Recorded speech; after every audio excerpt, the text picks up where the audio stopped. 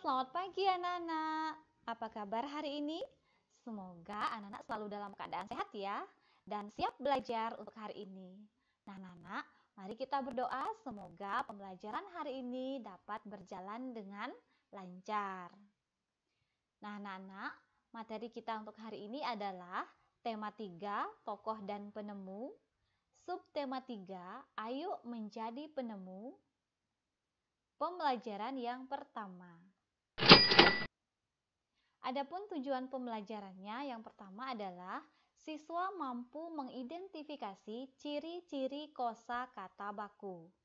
Yang kedua, siswa mampu mengidentifikasi perubahan sosial budaya dalam kehidupan masyarakat dalam rangka modernisasi bangsa Indonesia di bidang ekonomi. Nah, yang pertama kita bahas adalah kosakata baku. Kosakata baku adalah kosakata yang penulisannya telah sesuai dengan Pedoman Umum Ejaan Bahasa Indonesia atau PUEBI. Sebaliknya, kosakata non baku adalah kosakata yang penulisannya tidak sesuai dengan Pedoman Umum Ejaan Bahasa Indonesia atau PUEBI. Nah, kosakata baku wajib digunakan dalam tulisan atau percakapan pada acara-acara formal atau resmi. Sedangkan kosakata non baku boleh digunakan dalam bahasa percakapan pada acara non formal, seperti saat berbicara kepada teman dalam kehidupan sehari-hari. Nah, berikut ini akan Ibu berikan contoh kata tidak baku yang Ibu ambil dari teks eksplanasi yang berjudul Pensil si Kecil yang Amat Penting. Itu berada di buku tema 3 halaman 106. Jadi Ibu sudah tuliskan di sini bagaimana bentuk kata tidak baku yang ada pada teks eksplanasi tersebut. Nanti anak-anak bisa baca di rumah ya. Nah, kemudian yang pertama, kata tidak baku yang Ibu temukan adalah gimana sih. Nah, gimana sih ini adalah kalau berbicara dengan teman baru menggunakan kata tidak baku. Nah, bentuk bakunya adalah bagaimana. Ini kalau kita berbahasa atau berbicara secara resmi, gunakan kata bagaimana. Kemudian, kata tidak bakunya bikin. Kata bakunya adalah membuat. Modern, penulisannya modern. Penulisan yang benar untuk kata bakunya adalah modern. Ya, seperti ini penulisannya. Kemudian kata zaman, kata bakunya adalah ditulis zaman, pakai Z. Dipakai, kata bakunya dipakai. Gampang, kata bakunya mudah. Terus, kata bakunya kemudian. Ini sesuai dengan teks atau konteks kalimatnya ya. Ngembangkan, mengembangkan. Buat, membuat.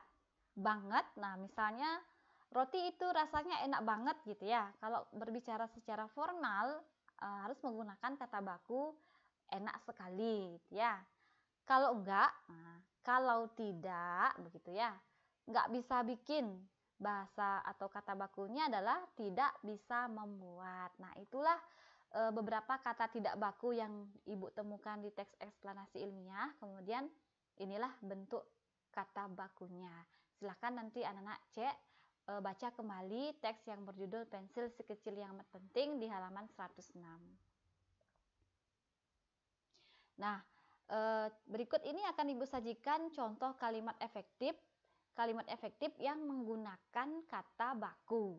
Contoh, saya nggak suka ngebuang sampah di sungai. Nah, perhatikan kalimat ini. Nah, dalam kalimat ini ada kata yang tidak baku, yaitu nggak suka ngebuang. Ya, ini merupakan kata yang belum baku.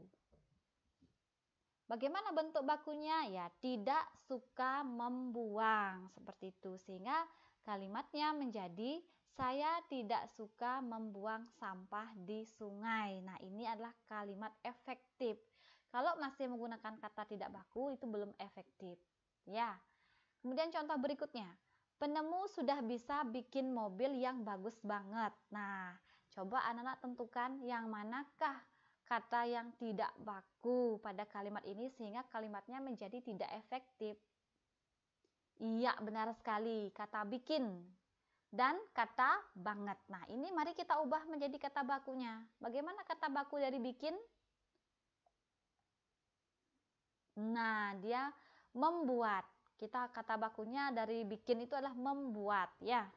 Kemudian dari banget ini adalah sekali. Sehingga kalimatnya menjadi penemu sudah bisa membuat mobil yang bagus sekali. Jadi disinilah bentuk kalimat efektif.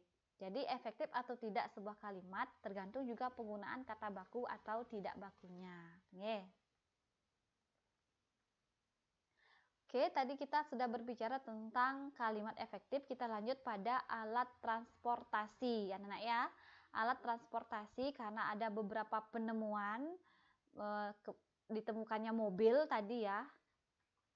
Oke, Ibu ulang lagi sekali, penemu sudah bisa membuat mobil yang bagus sekali. Nah, mobil ini merupakan salah satu alat transportasi.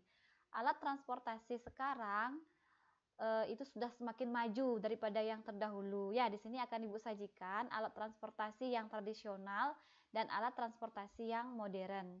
Contoh alat transportasi yang tradisional adalah seperti ini, beca.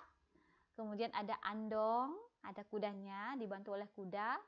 Kemudian ada perahu dayung, ini untuk kendaraan di air ya.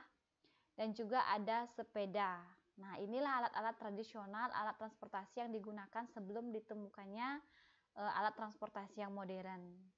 Nah, kemudian apa contoh yang modern? Tentu ada mobil, kemudian pesawat terbang, ada kapal laut, kapalnya sekarang besar-besar, bisa memuat sekian atau banyak truk di dalamnya, banyak mobil.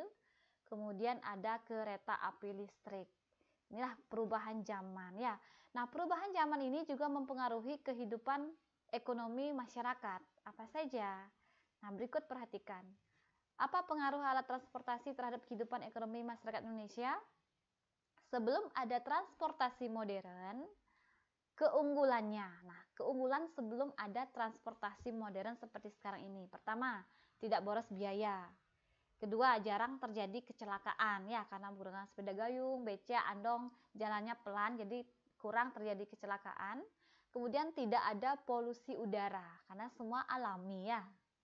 Nah, apa kekurangan sebelum ada transportasi modern atau kelemahnya? Jarak yang ditempuh lama, kurang nyaman, muatan yang dibawa pun terbatas. Oke, ini kelemahan. Lalu, bagaimana setelah ada transportasi modern? Nah, keunggulan setelah ada transportasi modern adalah jarak yang ditempuh semakin cepat, nyaman dan aman, menampung banyak muatan. Ya, itu keunggulan ditemukannya transportasi yang modern. Nah, lalu apa kekurangannya atau kelemahan ditemukannya transportasi modern? Sering terjadi kecelakaan, adanya polusi udara, dan tentu biayanya lebih besar. Nah, seperti itu anak-anak ya. Jadi setiap ada penemuan itu pasti ada kelemahan dan keunggulan. Jadi bagaimana kebijakan kita memanfaatkan teknologi tersebut untuk mengurangi kelemahan-kelemahan tersebut. Begitu nih.